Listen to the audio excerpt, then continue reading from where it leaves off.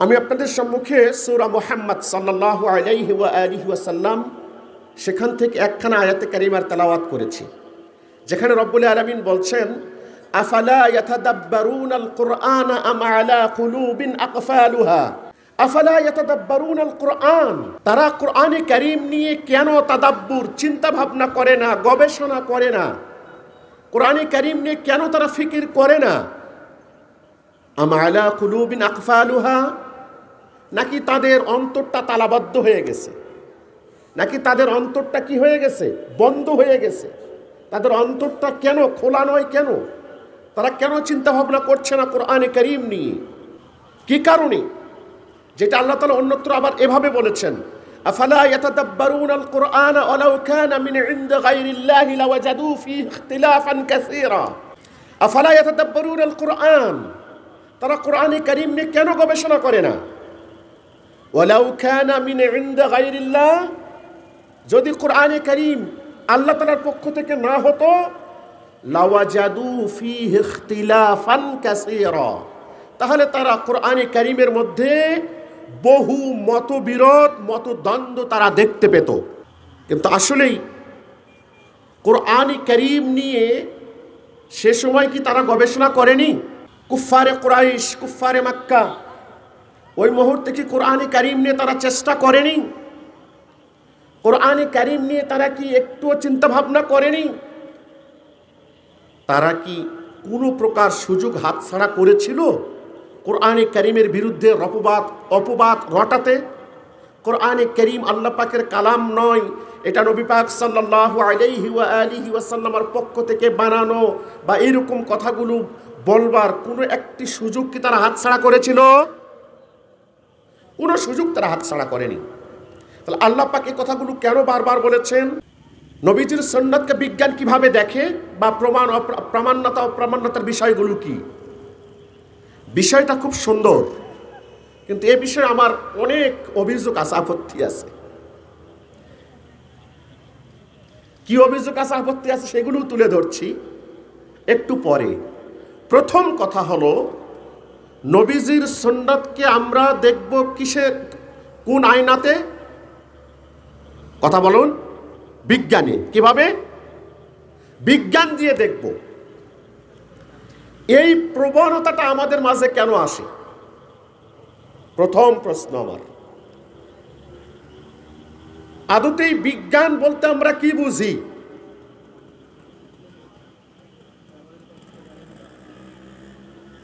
এখন কিন্তু একটা কথা খুব ভালোভাবে বেশি বেশি শোনা যায়, যে আজকে বিজ্ঞানে অগ্রসর না হবার কারণে, নিত্য নতুন আবিষ্কারের দিকে মুসলমানরা ধাবিত না হবার কারণে আজকে সারা বিশ্বে মুসলমানদের অধঃপতন হচ্ছে। কথাটা শোনা যায় কিনা? এটা আওয়াজ দিয়ে বলুন, শোনা যায়? কথাটা শুনে আমরা লাফাতে শুরু করি, কথাটা শুনে আমরা লাফাতে শুরু করি, একটু চিন্তা করি না এই কথাটা কোরআনে কারীমের সমর্থক নাকি বিপরীত। আগের যুগে মুসলিমরা, আমাদের ইতিহাস যদি আমরা খোঁজ করি, তাহলে আমরা দেখব পুরা পৃথিবী শাসন করেছিল কারা? কথা বলতে হবে। কারা শাসন করেছিল? কোন জাতি? মুসলিম জাতি শাসন করেছে। পুরা পৃথিবী শাসন করেছে মুসলিম জাতি। এখন মুসলিমরা বিশ্বের দিকে তাকালে দিশেহারা। বিশ্বের দিকে তাকালে কি মনে হচ্ছে? দিশেহারা। ইহুদি খ্রিস্টানদের পদতলে পিষ্ট হচ্ছি আমরা। বিশ্বের যে প্রান্তেই তাকাই না কেন, সব জায়গাতে আমরা পিষ্ট হচ্ছি, প্রত্যেকটা জায়গাতে আমরা পিষ্ট হচ্ছি। কারণ যেটা দেখানো হচ্ছে, আমরা আধুনিক বিজ্ঞানে বা আধুনিক গবেষণায় আমরা পিছিয়ে। এই কারণে এখানে ওলামায়ে কেরাম অনেক আছেন, আমার মুরব্বী পর্যায়ের, আমার উস্তাদ পর্যায়ের। আদতেই এই যে কারণটা আমাদের দেখানো হলো, কারণটা কতটুকু যৌক্তিক? কতটুকু যৌক্তিক কারণ এটা? হুজুররা ইংরেজি কেন পারে না, হুজুররা ইংরেজি কেন শিক্ষা করে না, এজন্য হুজুররা উন্নতি থেকে পিছিয়ে। কতটুকু যৌক্তিক এই কথাবার্তাগুলো বলা? মুহতারাম উলামায়ে কেরাম এখানে আছেন, কতটুকু যৌক্তিক কথাগুলো? আমি একটু আপনাদের সাথে হিসাবটা বুঝতে চাই, হিসাবটা আমরা বুঝতে চাই। বিশ্বের একটা উন্নত দেশের নাম বলেন তো, যে দেশ মোটেও ইংরেজি শিক্ষা করে না, বলেন তো। আমরা তাও তো চেষ্টা করি, আমরা তাও তো ঠুঠা করবার চেষ্টা করি, কিন্তু বিশ্বের একটা উন্নত দেশ দেখান যেখানে মোটেও ইংরেজি পড়ানো হয় না, ইংরেজি চেষ্টাই করে না। কথা শুনে অবাক হচ্ছেন আপনারা? অবাক হতে পারেন, অবাক হতে পারেন আপনারা। তারা বাহিরের কোনো ভাষায় শিক্ষা করে না, শুধুমাত্র নিজের দেশের ভাষা শিক্ষা করে, বাহিরের কোনো ভাষা শিক্ষা করে না। অথচ বিশ্বের উন্নত দেশ, বিশ্বের উন্নত একটা মানে কাঠামো তারা তৈরি করে ফেলেছে সকল দিক থেকে। অপরপক্ষে আমরা বাঙালিরা যদি একটু লক্ষ্য করি তাহলে দেখব ইংরেজি ইংরেজি ইংরেজি এই মুখে এই ফেনাটা উঠাতে উঠাতে বহু ছেলে, বলা চলে 100তে 80টা ছেলের পড়াশোনাই শেষ হয়ে যায়। তারা আর পড়াশোনাই করতে পারে না, শুধু ইংরেজি ইংরেজি করে। অথচ অন্যান্য বিষয় কিন্তু ভালো পারে তারা, এটাকে কেন্দ্র করে পিছিয়ে পড়ে।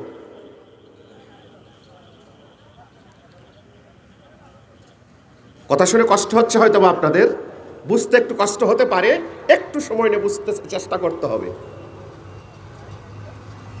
সম্মানিত উপস্থিতি, মনে রাখবেন, বিষয়টা মাথায় রাখবেন, সেটা হলো এই উন্নতি অবনতি, মুসলমানদের ক্ষমতা অথবা ক্ষমতাচ্যুত হওয়া সব কিছুই নির্ভর করে মুসলমানদের ঈমান আর আকীদার উপরে। কিসের উপরে? ঈমান আর আকীদার উপরে। ঈমান আর আকীদা আমার আপনার যত বেশি মজবুত হবে, আমার আপনার উন্নতি তত বেশি হবে। ঈমান আকীদা যত নিচে চলে যাবে, আমার আপনার অবনতি দুনিয়ার কেউ ঠেকাতে পারবে না, কোনোভাবেই নয়। কারণ আল্লাহ পাক বিজয়ের জন্য যে শর্ত দিয়েছেন সেটা ঈমান। বিজয়ের জন্য শর্ত কি দিয়েছেন? ঈমানের শর্ত দিয়েছেন। ওয়া আনতুমুল আ'লাউনা ইন কুনতুম মুমিনিন। চিন্তা ভাবনা করিও না, তোমরাই বিজয়ী হবে যদি তোমরা মুমিন হও। যদি তোমরা কি হও? মুমিন হও।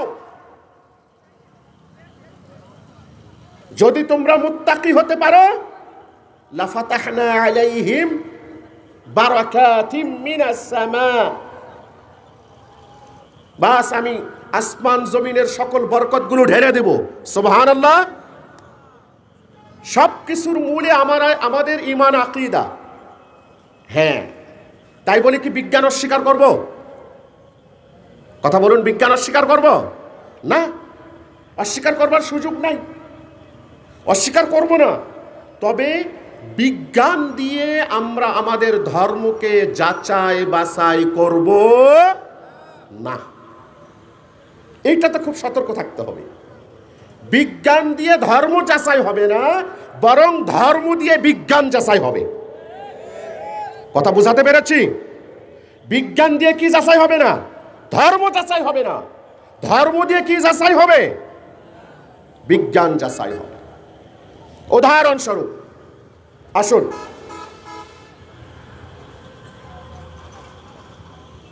দুনিয়া বা পৃথিবীটা এইটা ঘূর্ণায়মান নাকি স্থির?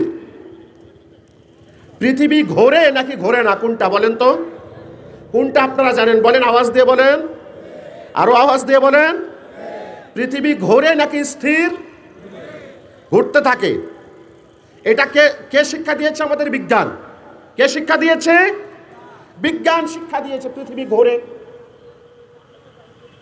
এখন এইটাকে পুঁজি করে যদি আমি আপনি এইটা নিয়ে খুব চাওড় করি, হ্যাঁ বিজ্ঞান এইটা দিয়েছে, এতদিন পরে এসে বিজ্ঞান এইটা দিল, এইটা অমুক, এইটা তমুক, একটু বারো কিন্তু আমি আপনি চিন্তা করলাম না আসলে এই বিজ্ঞানের এই যে আবিষ্কার যেটাকে বলা হলো পৃথিবী ঘোরে, এইটা ধর্মের সাথে সাংঘর্ষিক নাকি ধর্মের সমর্থক বা ধর্মের সাপোর্ট আছে এটাতে, কোনটা? কথা বুঝতে হবে, বুঝবার চেষ্টা করতে হবে। কারণ আজকাল আমরা বিজ্ঞান বিজ্ঞান করতে গিয়ে শুধু বিজ্ঞান নিয়েই পড়ে আসি, ধর্মীয় গ্রন্থাবলীগুলো থেকে অনেক দূরে আসি। আমরা মানি আর না মানি এইটাই সত্য, মানি আর না মানি এইটাই সত্য, ধর্মীয় বিষয়গুলো থেকে অনেক দূরে আসি। এই উদাহরণটা দিয়েই শুরু করি। দুনিয়া কি, পৃথিবীটা ঘোরে, পৃথিবী কি করে, ঘুরতে থাকে। আল্লাহ পাক বলছেন ইন্নাল্লাহা ইউমসিকুস সামাওয়াতি ওয়াল আরদা আন তাজুলা, ইন্নাল্লাহা ইউমসিকুস সামাওয়াতি ওয়াল আরদা আন তাজুলা। আল্লাহ রাব্বুল আলামিন কি করেছেন, আটকিয়ে রেখেছেন। আল্লাহ রাব্বুল আলামিন আটকিয়ে রেখেছেন আসমান এবং জমিনকে, আন তাজুলা, তারা যেন, আসমান আর জমিনটা যেন কি হয়ে না যায়, দূরে সরে না যায়, আসমান জমিনটা যেন স্থানচ্যুত না হয়ে যায়, যেন ঠিক থাকে, যেন ঠিক থাকে। এখন রাসূল আকরাম সাল্লাল্লাহু আলাইহি ওয়া আলিহি ওয়াসাল্লাম, খুব প্রসিদ্ধ হাদিস আমি আপনি জানি, তওবার একটা দরজা আছে পশ্চিম দিকে। কি পশ্চিম আকাশে তওবার একটা দরজা আছে না? বাংলা তো জানি সবাই আমরা, ইন্না বিল মাগরিবে বাবান লিত-তাওবা, হাদিসে এভাবেই, ইন্না বিল মাগরিবি বাবান লিত-তাওবা, তাওবার জন্য একটা দরজা আছে কোথায়? পশ্চিম দিকে। কোথায়? পশ্চিম আকাশে। এইটা কোন পর্যন্ত বন্ধ হবে না? যতক্ষণ না পশ্চিম আকাশ থেকে সূর্য উদিত হবে ততক্ষণ পর্যন্ত এই দরজাটা কি হবে না? বন্ধ হবে না। এই একটা হাদিস আর ওই আয়াতকে সামনে রেখে আপনি তাফসিরে রুহুল মাআনি খুলুন, মুফতি বাগদাদ সৈয়দ মাহমুদ আলুসি রহমতুল্লাহ আলাইহি, তিনি এখানে মুসলমানদের ইজমা বর্ণনা করেছেন, মুসলমানদের ঐক্যমত্য বর্ণনা করেছেন, যে মুসলমানদের ঐক্যমত্যে আসমান জমিন এইটা ঘোরে না, যেভাবে আছে সেভাবেই থাকবে। সুবহানাল্লাহ।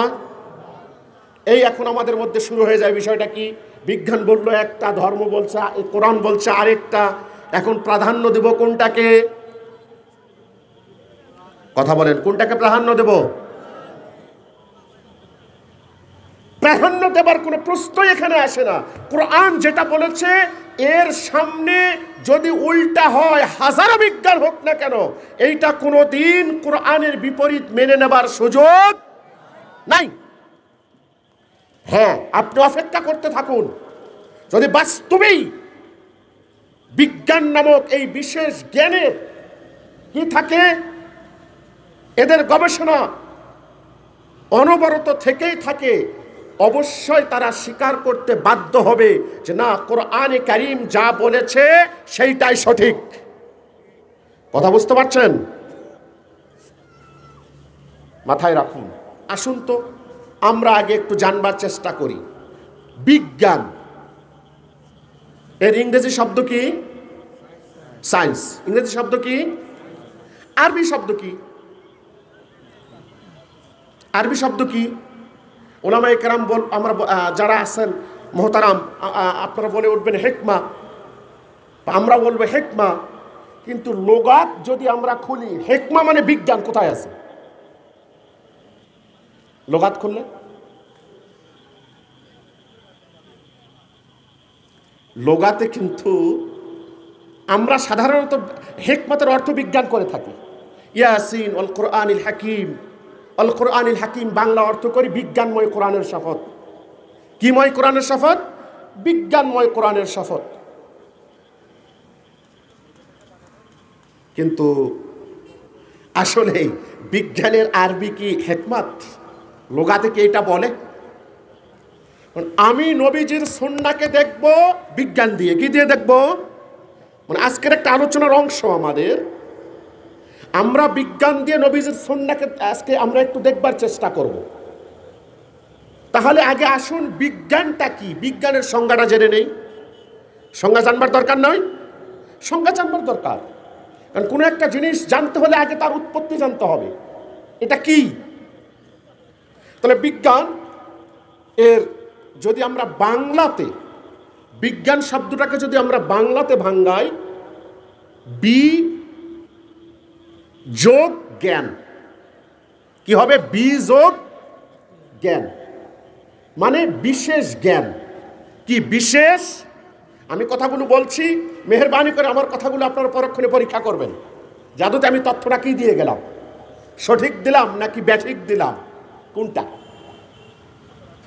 বিজ্ঞান হচ্ছে বিশেষ জ্ঞান। বিজ্ঞান মানে কি বলুন তো? খুলে বললে বিজ্ঞানটা হচ্ছে বিশেষ জ্ঞান। এই আপনারা কথা বুঝতে পারছেন? সবাই কথা বুঝতে পারছেন? কারা কারা বুঝতে পারছেন একটু হাত উঁচু করে দেখেন তো। নারায়ে তাকবীর, আওয়াজ হবে নারায়ে তাকবীর, নারায়ে রিসালাত। ভালো করে বুঝবার চেষ্টা করুন কথাগুলো আগে। তাহলে বিজ্ঞান হচ্ছে বিশেষ জ্ঞান। বিজ্ঞান মানে কি? বিশেষ জ্ঞান। আদতেই বিজ্ঞানের যদি আমি আরবি খোঁজ করি লোগাতে, তাহলে বিজ্ঞানের আরবি হচ্ছে এলম। বিজ্ঞানের আরবি কি? এলম। এলম মানেই বিজ্ঞান, হিকমত নয়। হিকমতটা আলাদা শব্দ, এলমটাই বিজ্ঞান। সহজটা বুঝুন আরো। যদি হিকমত মানে বিজ্ঞান হয়, তাহলে রাসূল করিম রাউফুর রহিম সাল্লাল্লাহু আলাইহি ওয়া আলিহি ওয়াসাল্লামকে প্রেরণ সংক্রান্ত যে আয়াতগুলো সেখানে আছে, ওয়া ইউআল্লিমুহুমুল কিতাবা ওয়াল হিকমাহ। ওলামা হযরতরা আছেন মুহতারাম, ওয়া ইউআল্লিমুহুমুল কিতাবা ওয়াল হিকমাহ, তিনি তাদেরকে শিক্ষা দিবেন কিতাব আর শিক্ষা দিবেন কি? হিকমত। যদি হিকমত অর্থ বিজ্ঞানী হয়, তাহলে তো সরাসরি এখানে আয়াতই চলে আসলো, সহজেই পেয়ে গেলাম। কোরআন শিক্ষা দিবেন আর বিজ্ঞান শিক্ষা দিবেন। আদতে এখানে হিকমতের অর্থ জুমহুর মুফাসসির কি করেছেন? সুন্নাহ। কি করেছেন? ওলামা হযরতরা আছেন, একমত হতে বাধ্য হবেন। জুমহুর মুফাসসিরের মত, ওয়া ইউআল্লিমুহুমুল কিতাবা I Al Quran wall হিকমাতা I আস সুন্নাহ। এটা জুমহুর। তাহলে বিজ্ঞানের আরবি কি পেলাম আমরা? এলম। বিজ্ঞানের আরবি কি পেলাম আমরা? এলেম পেলাম। এজন্য আপনি লোগাত দেখবেন, সামাজিক বিজ্ঞান আরবি হচ্ছে আল উলুমুল ইজতিমাইয়া। জীববিজ্ঞান আল উলুমুল হায়াওয়ানিয়া। প্রাকৃতিক বিজ্ঞান আল উলুমুত তাবিইয়া। এভাবে শব্দগুলো আসছে লোগাতে বা আরবিতে, ব্যবহার এইটাই হয়। তাহলে এলেম মানে জ্ঞান, এলেম মানে আমরা বুঝি জ্ঞান, সেইটাই হচ্ছে বিজ্ঞান। সুবহানাল্লাহ, সেইটাই কি?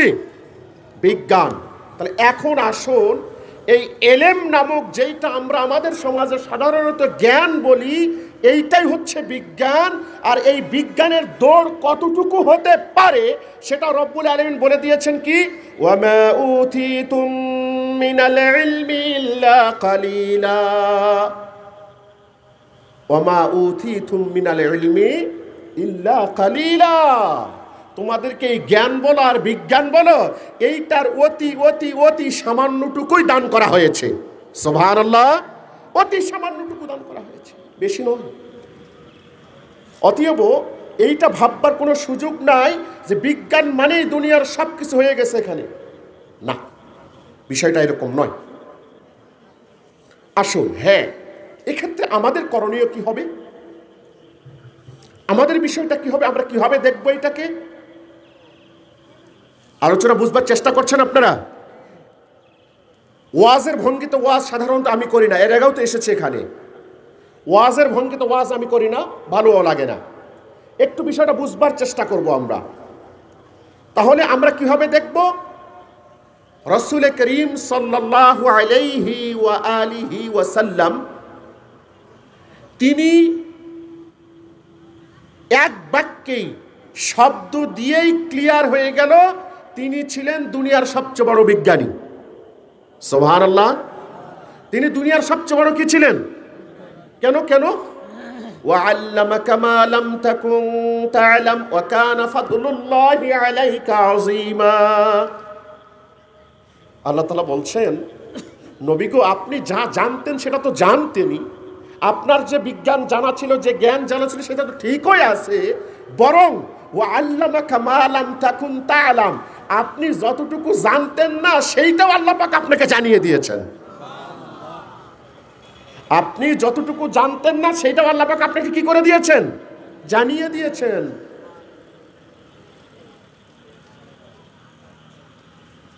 তো কেমন বিজ্ঞান, নবীজিকে কেমন জ্ঞান দান করেছিলেন সেইটা আমরা পরে দেখব। আগে দেখি নবীজির উম্মতরাই কেমন জ্ঞান পেয়েছিলেন, কেমন বিজ্ঞান জানতেন। আল্লাহু আকবার। কেমন? সূরা আরাফের একটা আয়াতের অংশ বিশেষ, ফামাসালুহু কামাসালিল কালবি ইন তাহমিল আলাইহি ইয়ালহাস আও তাতরুকুহু ইয়ালহাস। আল্লাহ তাআলা বনি ইসরাইলের একজন মকবুল বান্দার উদাহরণ দিয়েছেন। দিতে গিয়ে সেখানে এক পর্যায়ে তাকে বলা হয়েছে ফামাসালুহু কামাসালিল কালব। ওই মকবুল দরবেশ, ওই বান্দার উদাহরণ হচ্ছে একটা কুকুরের মতো। আপনারা কথা বোঝেন না?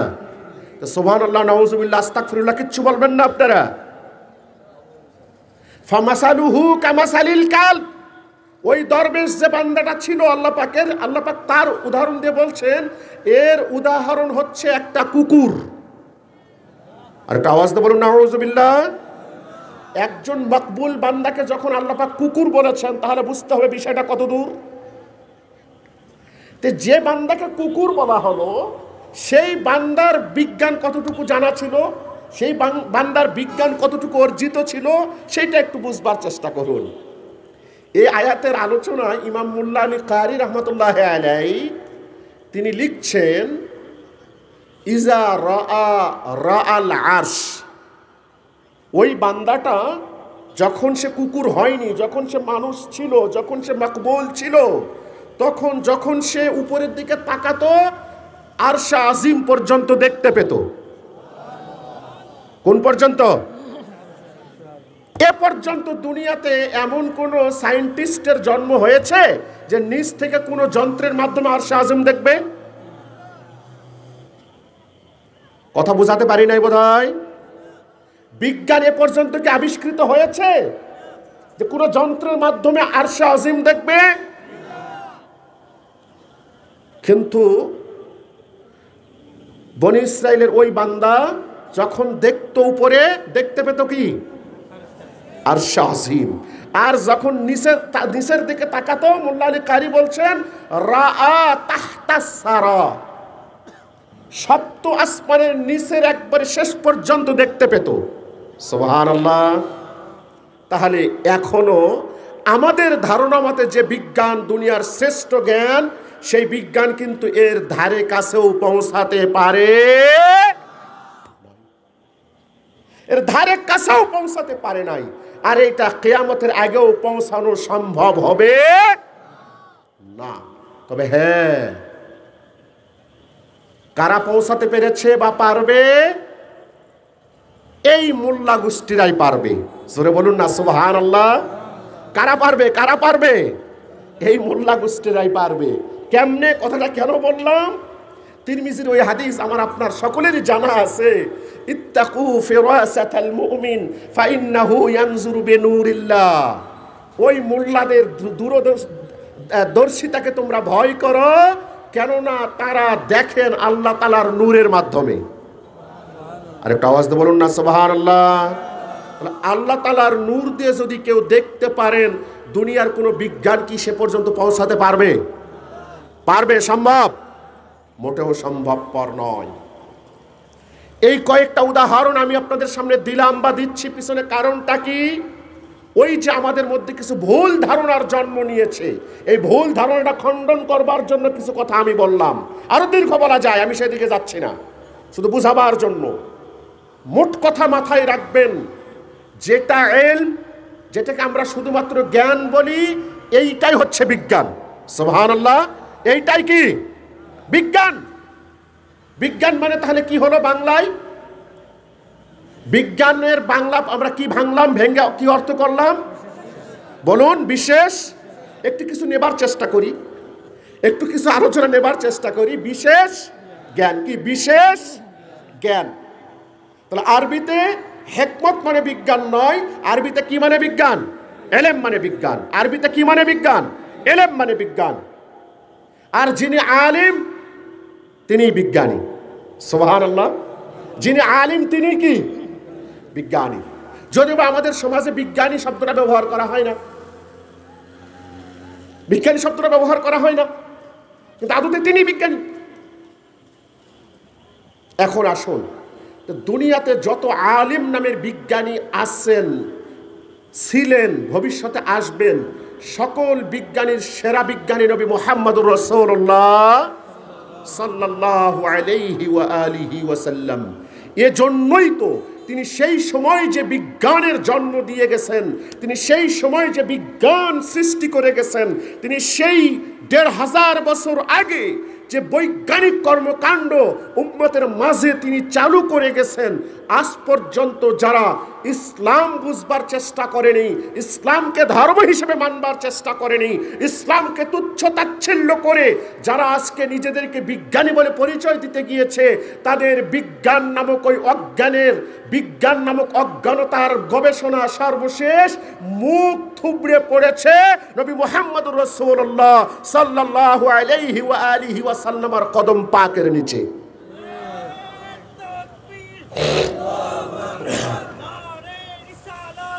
ইয়া রাসূলুল্লাহ জিন্দাবাদ জিন্দাবাদ। প্রিয় হাজিরিন, আসুন তো আমরা এখন দু একটা করে দেখবার চেষ্টা করব, দু একটা করে দেখবার চেষ্টা করব রাসূলুল্লাহ সাল্লাল্লাহু আলাইহি ওয়া আলিহি ওয়া সাল্লামের সুন্নাহ, আর যেটাকে আমরা বলছি আধুনিক বিজ্ঞান। আমরা এখন যেটাকে আধুনিক বিজ্ঞান বলছি, এই আধুনিকেরও আধুনিক বিজ্ঞান নবীজি ১৫০০ বছর আগেই শিক্ষা দিয়েছেন। সুবহানাল্লাহ। উদাহরণস্বরূপ, যখন রাসূলুল্লাহ সাল্লাল্লাহু আলাইহি ওয়া আলিহি ওয়া সাল্লাম সাহাবায়ে কেরামকে নিত্য প্রয়োজনীয় মাসাইলগুলি শিক্ষা দিচ্ছিলেন, এগুলো যখন ইহুদিদের কানে বিশেষ করে যেতে লাগলো, তারা ঠাট্টা করে কি বলছে? সহিহ মুসলিমের হাদিস, হযরত সালমান আল ফারিসি রাদিয়াল্লাহু তাআলা আনহু বর্ণনা করছেন, তাকে একদিন লক্ষ্য করে বলছে, তারা ঠাট্টা করে বলছে, ওগো সালমান, আমরা কিছু কথা শুনলাম। কি কথা? আপনারা এমন নবীর উম্মত হয়েছেন, আপনাদের এত মানে কথা বলছেন, আপনাদের নবী এত এত এত কিছু, সব ঠিক আছে, কিন্তু আপনাদের নবী নাকি আপনাদেরকে পেশাব পায়খানার নিয়ম নীতিও নাকি শিক্ষা দিচ্ছেন। কথাটা বুঝবেন। আমরা শুনছি তিনি আপনাদের নবী, ইন্না নাবিয়াকুম সাল্লাল্লাহু আলাইহি ওয়া আলিহি ওয়া সাল্লামা ইউআল্লিমুকুম হাত্তাল খিরাআহ, ইউআল্লিমুকুম কুল্লা শাইইন হাত্তাল খিরাআহ। আপনাদের নবী আপনাদেরকে প্রত্যেকটা বিষয়ের শিক্ষা দিচ্ছেন, দিতে দিতে পেশাব কেমনে করবেন, পায়খানা কেমনে করবেন, পেশাব পায়খানার রীতিনীতিও নাকি শিক্ষা দিচ্ছেন। কথাটা কি আদতেই ভালোভাবে নিয়ে বলা হয়েছে নাকি ঠাট্টা করে বলা হয়েছে? ঠাট্টা করে বলা হয়েছে। জবাবে সাইয়েদনা সালমান কি বললেন? আজাল, আল্লাহু আকবার, অবশ্যই আমাদের নবীজি আমাদেরকে পেশাব পায়খানার নিয়ম নীতি পর্যন্ত শিক্ষা দিয়েছেন। সুবহানাল্লাহ। এ বলেই তিনি এইটাকে লজ্জার মনে করে গোপন করলেন না, বরং তিনি কি বললেন? আল্লামানা আন্নাস্তানজিয়া বিল আল্লাহ নাস্তানজিয়া বিরাউসিন ওয়ালা আজমিন ওয়ালা রাজিইন আও আল্লাহ নাস্তানজিয়া বিআকাল্লা মিন সালাসাতি আহজার। এটা হচ্ছে মুসলিমের বর্ণনা। তিনি কি বললেন? হ্যাঁ, আপনারা যা শুনেছেন এটা সম্পূর্ণরূপে সঠিক শুনেছেন।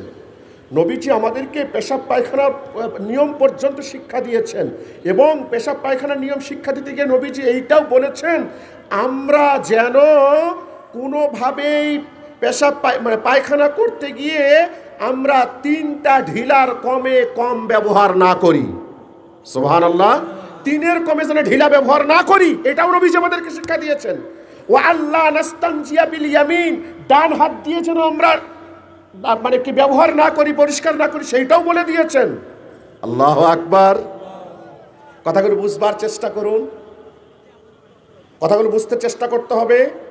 তাহলে নবীজির এই পেশাব পায়খানা করবার কেমনে পরিষ্কার পরিচ্ছন্ন হব আমরা, এইটা সাহাবায়ে কেরামকে শিক্ষা দিয়েছেন 1500 বছর আগে। তখনই কুফফাররা কি করেছে? এইটাকে ঠাট্টা করে বলবার চেষ্টা করেছে, কিন্তু সাহাবায়ে কেরাম এইটাকে গর্বের সহিত গ্রহণ করে নিয়েছেন। কিসের সাথে গ্রহণ করেছেন? গর্বের সাথে। আমি আপনি কিন্তু এই গর্ব আর ঠাট্টা বিষয়টা বুঝবার চেষ্টা করি না, কারণ তারা দ্বীন ইসলাম পেয়েছিলেন, এইটাকেই জীবনের সর্বোচ্চ কিছু মনে করেছিলেন। নবীজির প্রত্যেকটা শিক্ষাকেই তারা জীবনের সর্বোচ্চ মনে করেছিলেন। আমি আপনি কিন্তু সেইটাকে সর্বোচ্চ মনে করতে পারি না, বিধায় আমি আপনি অন্যদের কাছে, ধর্মদ্রোহীদের কাছে আমার আপনার সকল ধর্মীয় কাজগুলোকে বড় আকার উপস্থাপন করতে ব্যর্থ হচ্ছি।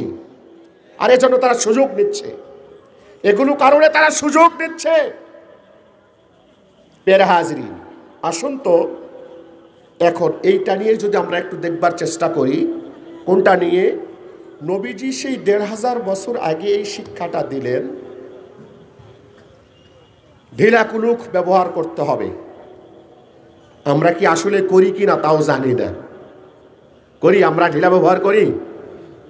ঢিলা ব্যবহার করি তো আমরা। ওলামায়ে কেরামকে কথা বলতে হবে না, কারণ ওনারা সম্মানিত, ওনাদের ব্যাপার নয়। যারা শ্রোতা আছেন, সামনে বসে আছেন, কি আমরা কি ঢিলা ব্যবহার করি? এখন মুখে বলি, কিন্তু কাজে মনে হয় নয়, মনে হয় কাজে না। এখন ঢিলা ব্যবহার নেই, উঠে গেছে। আর উঠবার পিছনে কারণও আছে। আমাদের দেশের কিছু মোল্লারা তো এখন ঢিলা ব্যবহার বেদাত বলতে শুরু করে দিয়েছে। আপনারা শুনেছেন কিনা জানি না, ঢিলা ব্যবহারকে তারা বেদাত বলতে শুরু করেছে। তারা যুক্তি দেখাচ্ছে কি জানেন?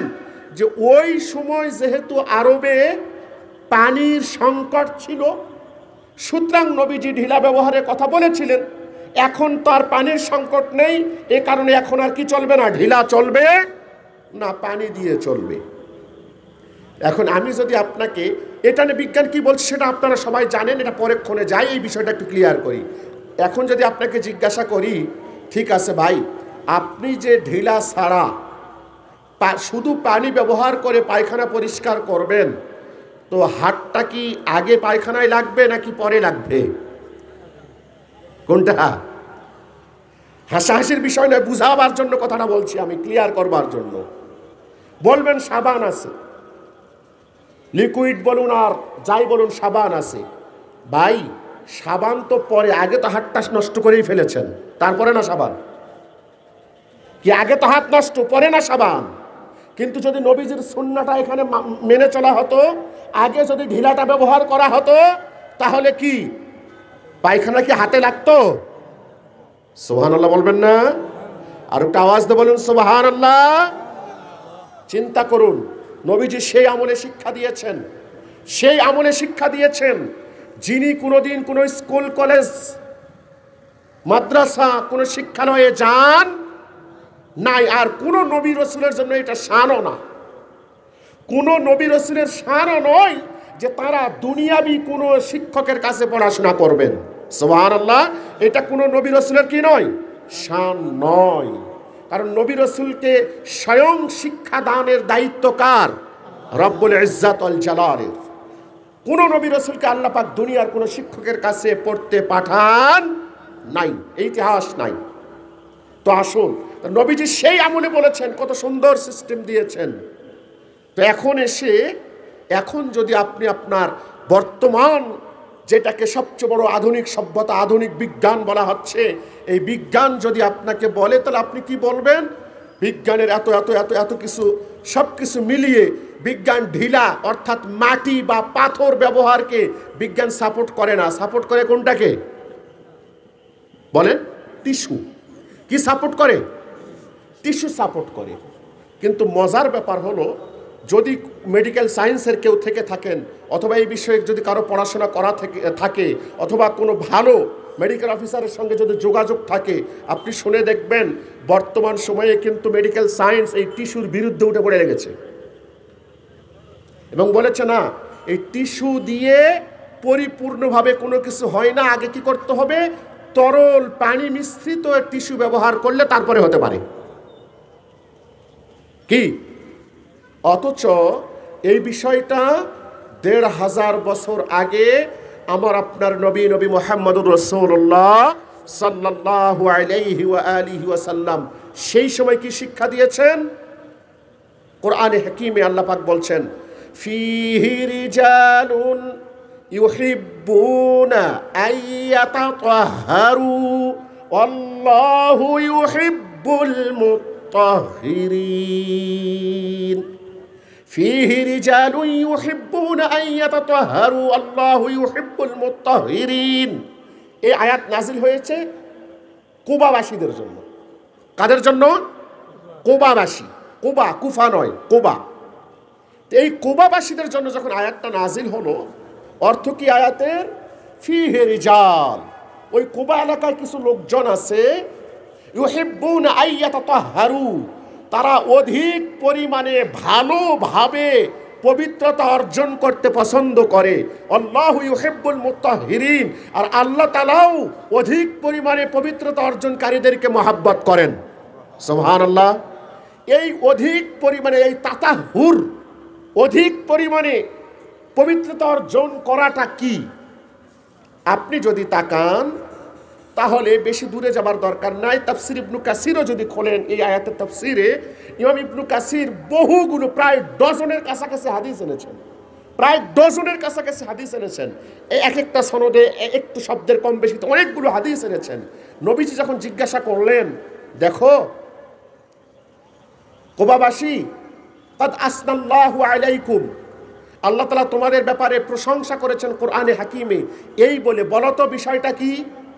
তখন তারা বলছেন, ইয়া রাসূলুল্লাহ, আমরা ঢিলা ব্যবহার করবার সাথে সাথে নাস্তানজি বিল মা, আমরা পানি, নাস্তাগসিলু বিল মা, আমরা পানি দিয়েও সেটা পরিষ্কার করে ফেলি। সুবহানাল্লাহ। শুধু পানি নয়, আগে ঢিলা পরক্ষণে কি? আগে ঢিলা পরক্ষণে কি? পানি। পরিষ্কার, একবারে সর্বোচ্চ পরিষ্কার। আর এইটার প্রশংসা আল্লাহ পাক আয়াত নাজিল করে দিলেন।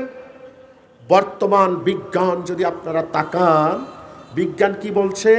যে হ্যাঁ, টিস্যু দিয়ে সম্পূর্ণরূপে পরিষ্কার হওয়া সম্ভব নয়, ময়লা আবর্জনা তো থাকবেই, বরং তরল টিস্যু হলে পারা যায়। মানে এখানে বিজ্ঞান তারপরেও সরাসরি ইসলামের যেটা হুকুম, যেটা মূল ঢিলা, এই ঢিলা কুলুককে বেচাররা কি করতে পারে নাই? স্বীকার করে নিতে সৎসাহস তারা দেখাতে পারে নাই। এইটাই নিয়ম। কারণ আমি যাকে শত্রু ভাবি, যদি আমার অন্তরে একটু বক্রতা থাকে, শত্রু হাজারো হক কথা বললেও বক্রতা থাকবার কারণে তার হক কথাটাকে একটু পেঁচিয়ে তুলবার চেষ্টা করব, সরাসরি মেনে নিতে চাইব না। আর যদি অন্তরে বক্রতা না থাকে, তাহলে শত্রুর কথা, হক কথাকে হক বলেই মেনে নেব। আর এইটাই নিয়ম। বিজ্ঞান, বর্তমান বিজ্ঞান যেহেতু এটা পরিচালিত হয় কাদের মাধ্যমে? মুসলিম নাকি গায়রে মুসলিম?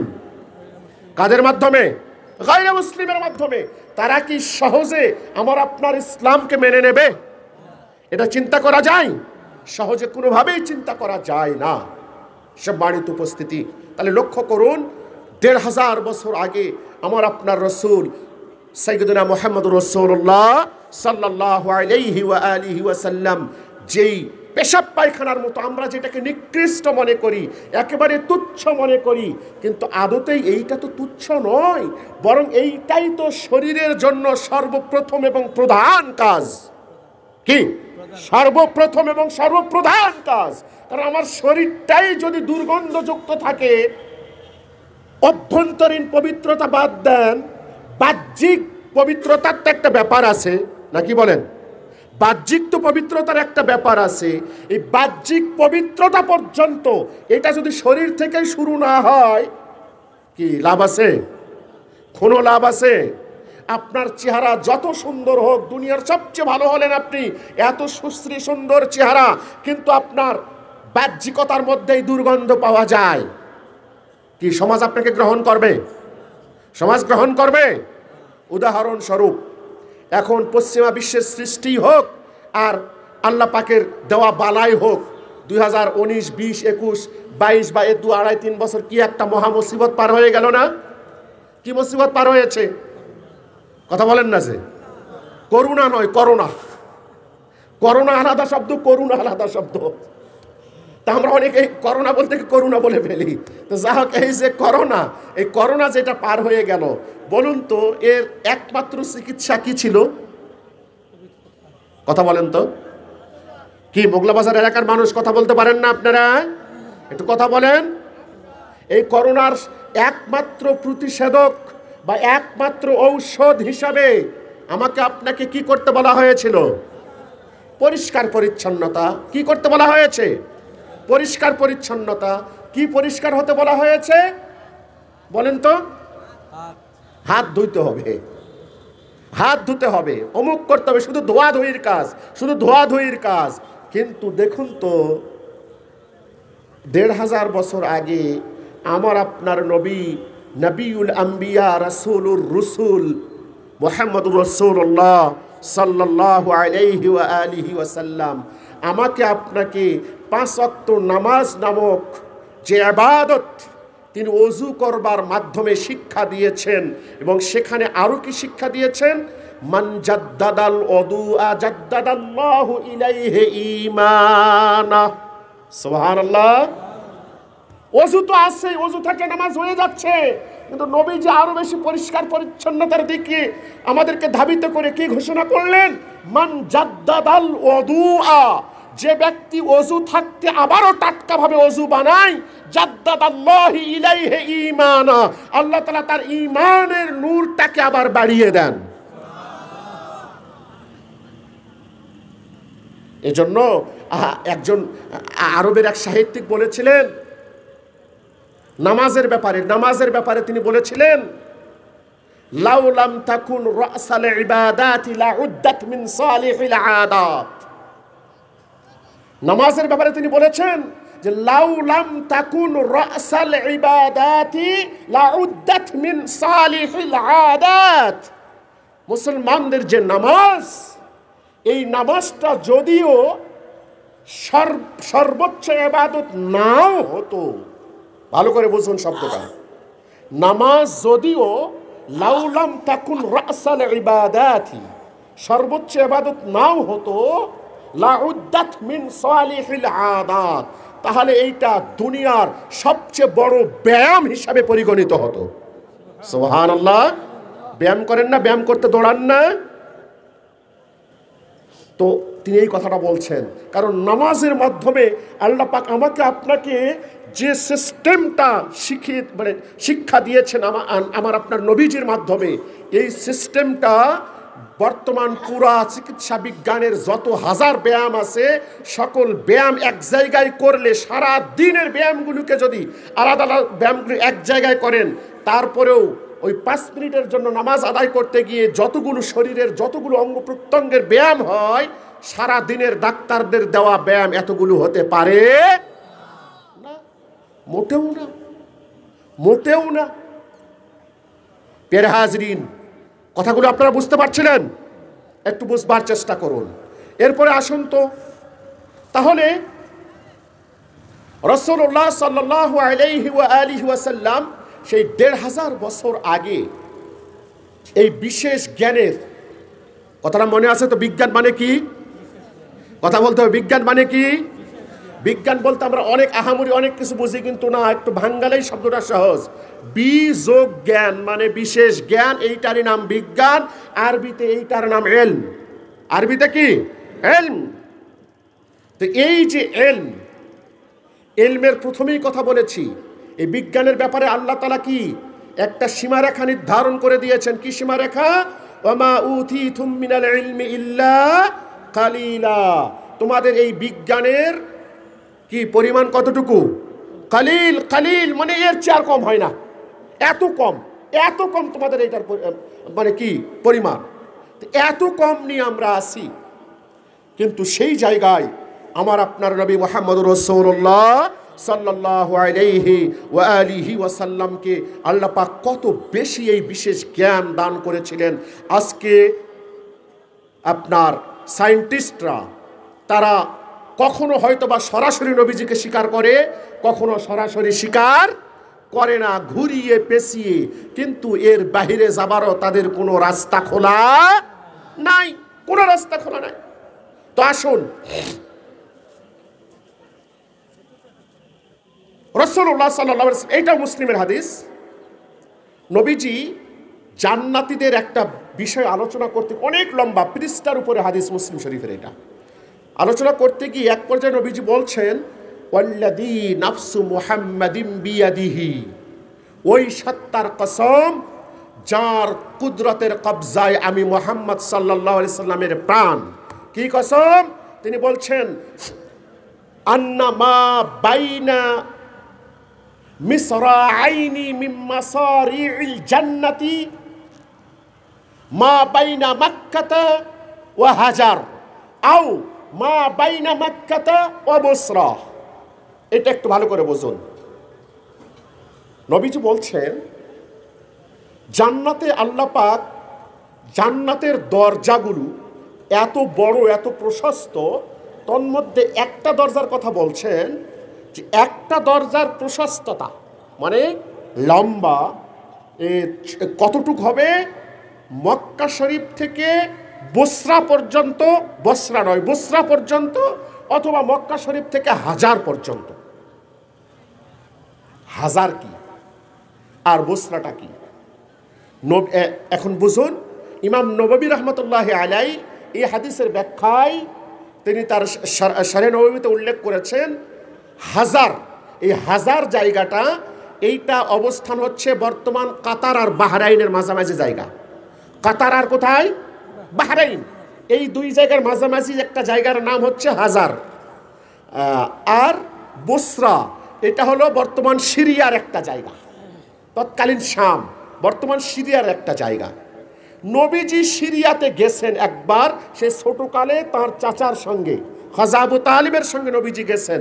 বড় হয়ে তো আর যান নাই, আর যে সময় গেছেন সেই সময় তো পরিমাপক কোনো যন্ত্র তার কাছে ছিল না। ছিল কি? ছিল না। তো এখন বুঝুন বিষয়টা, আল্লাহ পাক তাকে কত এই বিজ্ঞান শিক্ষা দিয়ে, তার বিজ্ঞানের তিনি কত বড় মানে বিজ্ঞানী। লক্ষ্য করুন, নবীজি সাল্লাল্লাহু আলাইহি ওয়া আলিহি ওয়াসাল্লাম তিনি বললেন, জান্নাতের একটা দরজার প্রশস্ততা হচ্ছে মক্কা থেকে কোন পর্যন্ত? বসরা পর্যন্ত, মানে ওই সিরিয়ার একটা জায়গা, অথবা মক্কা থেকে হাজার পর্যন্ত বাহরাইনের একটা জায়গা। যখন অথবা বলা হয় তখন কিন্তু জিনিসটা সমান হতে হয়। অথবা বললে কি হতে হয়? সমান হতে হয়। কম বেশি হলে অথবা তেমন একটা মিলবে না। তাহলে এখানে নবীজি বললেন, মক্কা থেকে হাজার অথবা মক্কা থেকে বসরা, এই দুইটার যে দূরত্ব, এই দূরত্বটা সমান কিনা।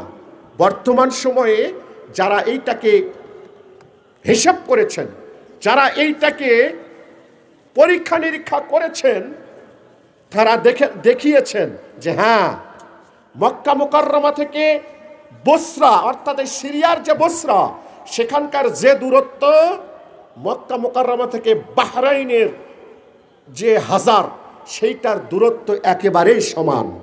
সুবহানাল্লাহ। এখান থেকে লক্ষণীয় যে বিষয়টা যেটা বলেছিলাম, বিজ্ঞান মানে বিশেষ জ্ঞান।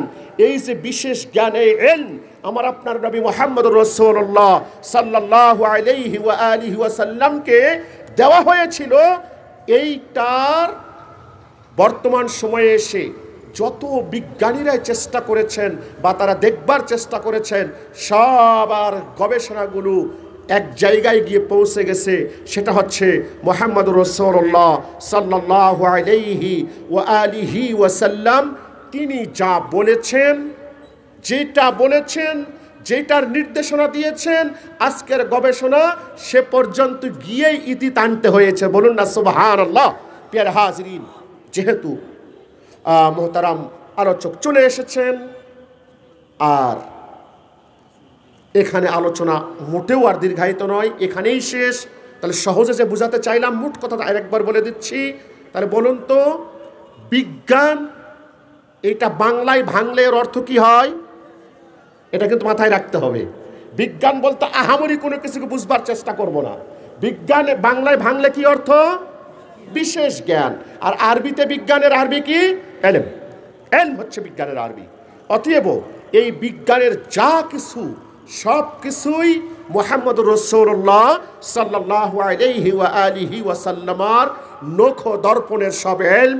সেইটাকেই নতুন করে যারা আজকে চেষ্টা করছেন, গবেষণার কাজ করে যাচ্ছেন, তাদের গবেষণার সর্বশেষ ঠিকানা হচ্ছে সুন্নতে রসুল সাল্লাল্লাহু আলাইহি ওয়া আলিহি ওয়াসাল্লাম। এর বাহিরে আর কোনো কিছুই নেই। আমি বেশ কিছু সুন্নতগুলোকে সামনে এনেছিলাম, কিন্তু সময়ের কারণে আপনাদের কাছে আর তুলে ধরবার সুযোগ হলো না। আল্লাহ রাব্বুল আলামিন যদি কোনোদিন কবুল করেন, ইনশাআল্লাহ তখন সেগুলো তুলে ধরবার চেষ্টা